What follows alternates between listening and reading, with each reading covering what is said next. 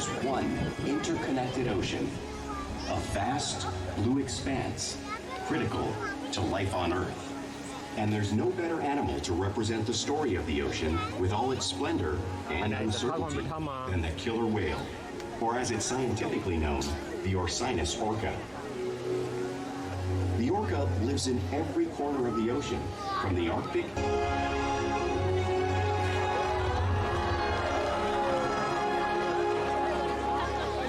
This whale's story is the ocean's story, and it is one we all share.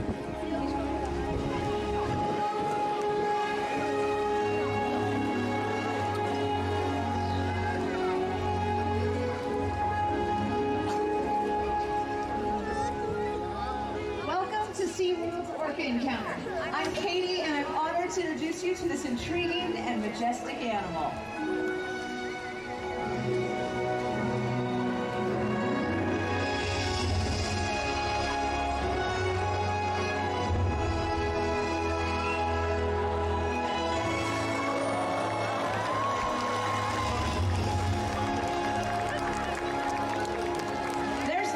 Seeing a killer whale up close and learning about them and their natural behavior. We hope this Orca Encounter will help you better understand these magnificent creatures and all that they represent.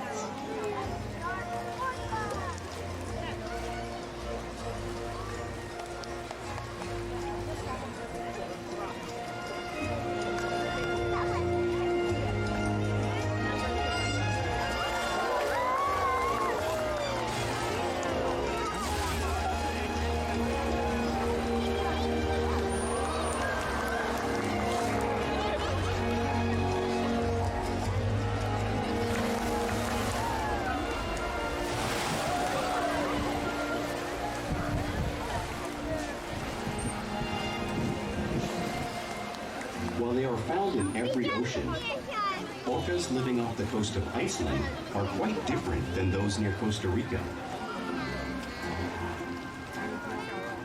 In fact, there are at least 10 types or ecotypes of killer whales. An ecotype describes the differences between killer whale size, physical form, prey, social structure, and habitat. As you can see, the differences are subtle, but noticeable when compared side by side. Orcas are adapted perfectly to their environments. And even the whale's black and white coloration has a purpose.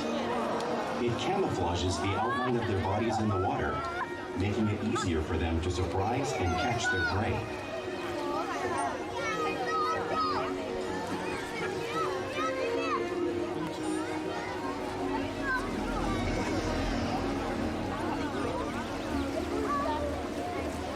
When viewed from above, the black of the whale blends in with the dark depths of the ocean.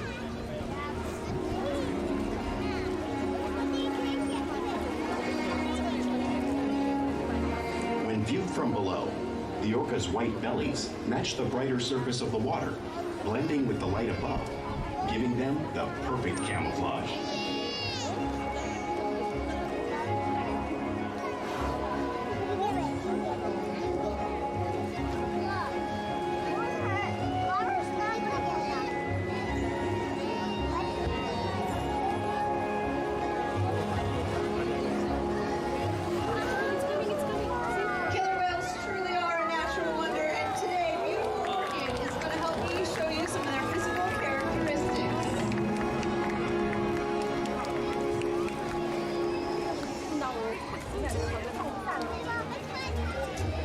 Her blowhole is perfectly designed for getting a quick breath at the surface.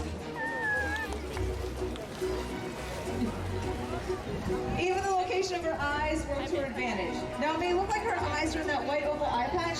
That is actually a visual distraction. Her eyes are located in front of the eye patch and the corners of her mouth hidden from prey. The fin on her back is called a dorsal fin, and it helps to keep her stable while she swims. It'll also help Orca to regulate her body temperature. Now, every dorsal fin is unique to each and every whale, just like our fingerprint. The flippers on either side of her body body are called pectoral flippers. And the pectoral flippers are mainly used for steering and stopping. And they actually have 5 bony digits in them, just like our human hands.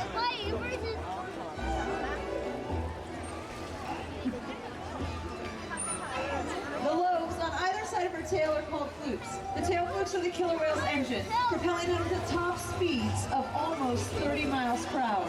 But they swim the fastest and they use the most power when they're propelling their nearly 10,000-pound bodies out of the water.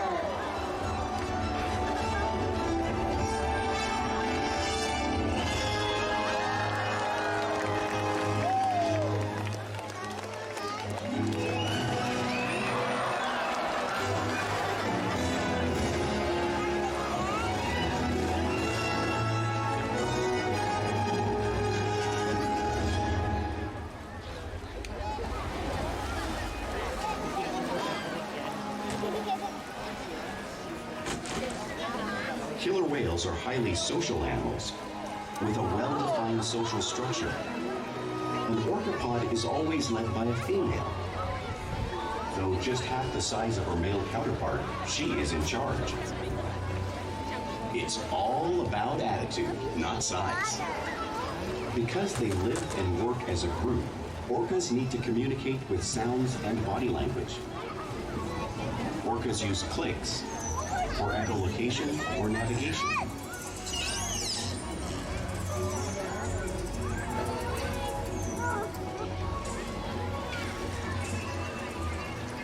Whistles to socialize in the pod. And calls for group coordination and hunting.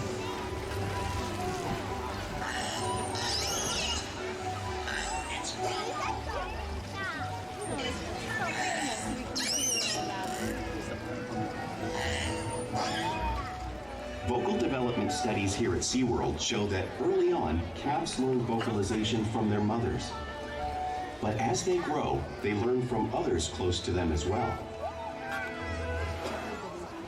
This is a bottlenose dolphin call that Shuka learned and even taught other killer whales here at SeaWorld. In fact, orcas are the largest members of the dolphin family.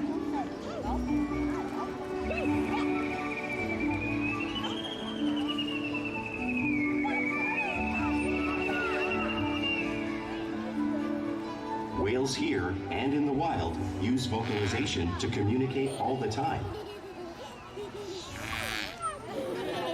Like all animals, killer whales use body language as a form of communication.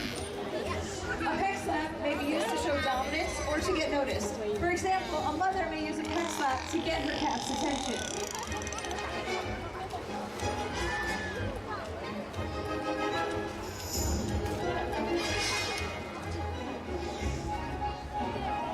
But when they really want to be heard, they reach.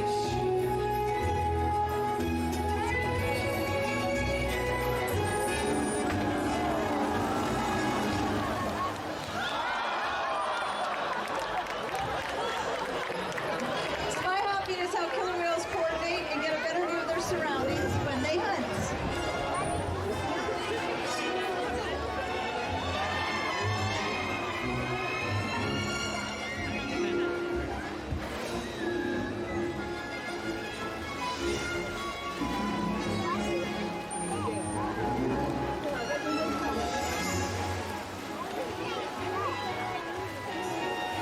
Lip slaps are another form of communication killer whales will use in the wild.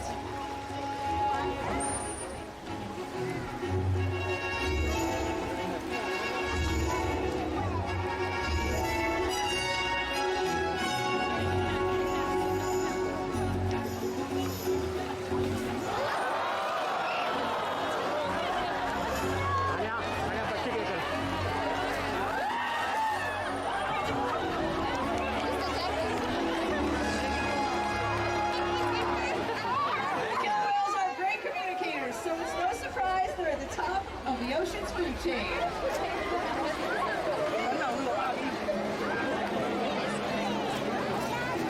Killer whales work together to rear their young, protect their pod, and most importantly, pursue and catch their prey. Every day they cooperate to survive in the wild oceans of the world. The orca's hunting techniques are as varied as the whales themselves. Norwegian killer whales will circle herring, herding them together. The whales use sounds to coordinate with each other and to disorient the herring. With the fish confused and contained, the whales stun them with their powerful tail flukes, making for an easy meal.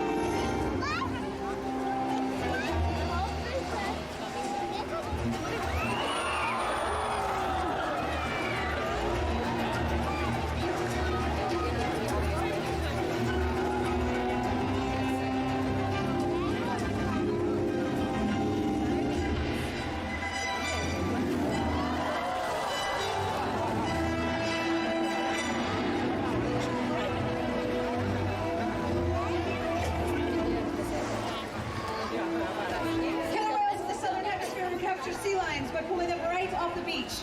Orca is showing you a similar behavior and movement here.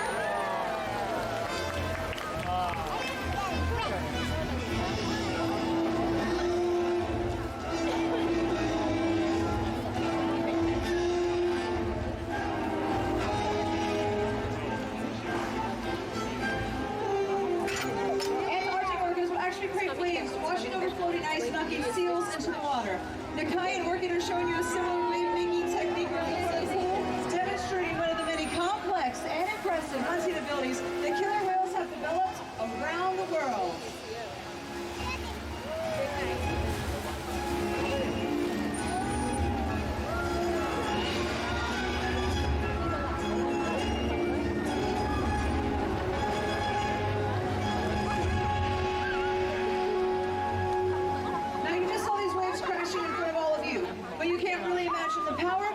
Until you have experienced it firsthand.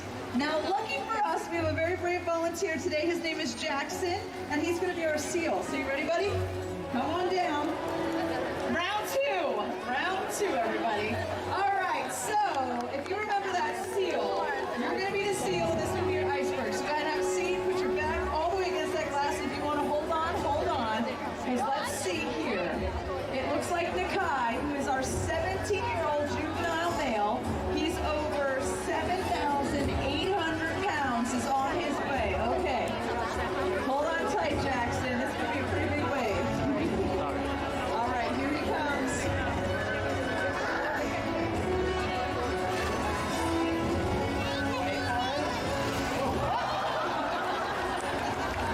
Nice! Well done, sir! How about we run past the Jackson? He held on.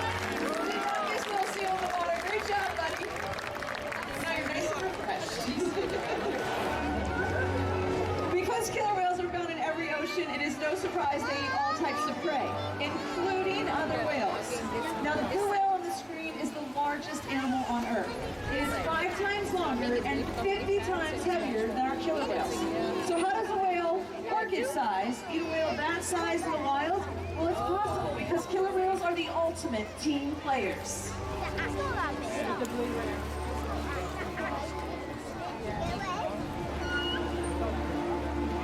Do you want to get wet? Oh my God. You should have sat in the other In zone. this example, we see the larger male orcas surround a sperm whale, forming a perimeter, while the females continue to drive Don't the whale touch me. forward until it reaches exhaustion. The calves then move in to join the adults in the group. Whatever their prey, killer whales always cooperate and hunt together, making them a highly successful predator.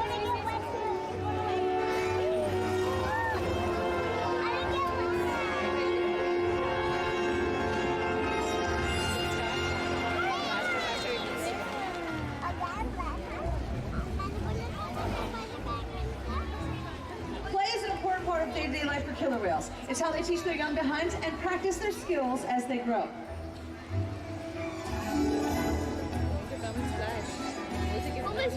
Killer whales spend a lot of time interacting and showing their playful side, both in the wild and here at SeaWorld.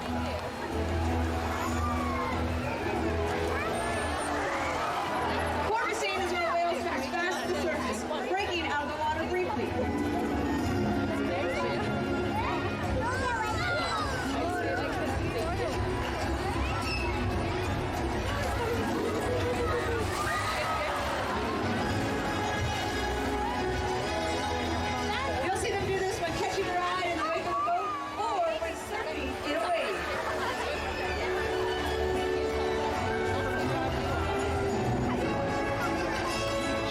में ज़्यादा wait होते थे, इसमें ज़्यादा नहीं।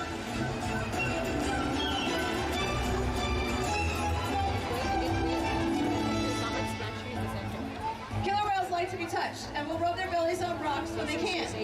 Orchid and Akai are going to be showing you a similar rubbing behavior across from us, just like the whales in British Columbia would.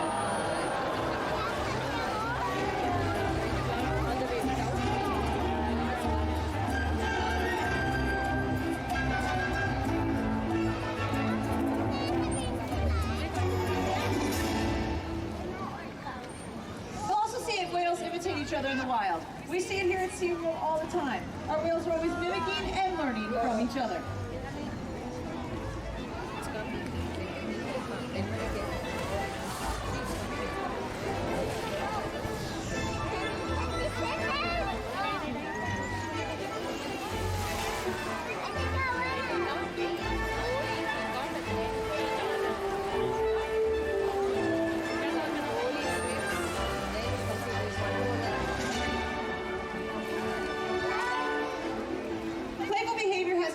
A lot of the behaviors you've seen here today will be used by whales to stun fish. But today, I think they might just be stunning all of you.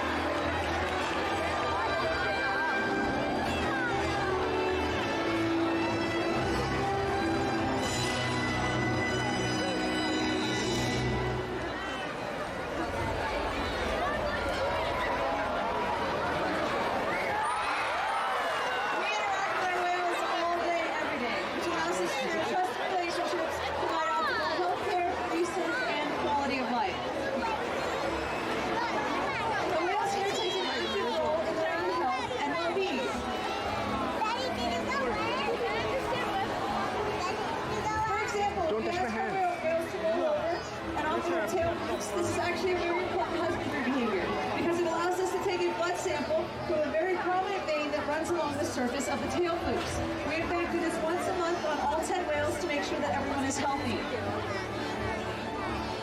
Our whales will also slide out on a scale, just like you see Orca doing on the screen. One of our back poles, we have a very large scale. We weigh all of our whales once a week, tracking everyone's weights, making sure that our adults are healthy and of course our calves are growing properly. Now we can even take a breast sample from our bubble, and this is only possible because of the trusted relationships that we have built day after day here at SeaWorld.